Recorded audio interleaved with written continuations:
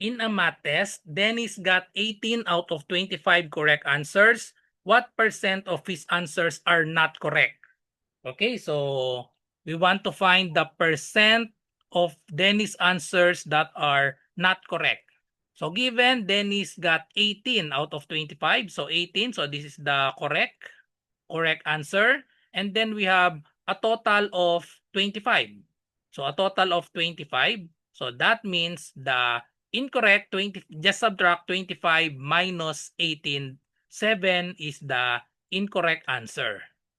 So to find the percent of his answers that are not correct, so the incorrect, just divide 7 divided by 25. So we can divide 7 by 25, or another solution, just make the denominator 100. Since 25 is divisible by 100, so just multiply 7 over 25 by 4. So this is the shortcut. So 7 times 4, that is equal to 28.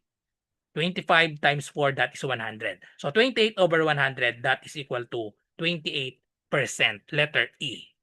Or if you don't know this technique, we can just divide manually 7 divided by 25. So we will get the same answer. So just add 2 zeros, put the decimal point here. 7 divided by 25 cannot be. So 70 divided by 25, we have 2. 2 times 25 is 50. Subtract, so we have 70 minus 50, we have 20. Bring down the 0, 200 divided by 25 is 8. 8 times 25 is 200. So therefore, 0.28, that is equal to 28%. Same answer, letter E.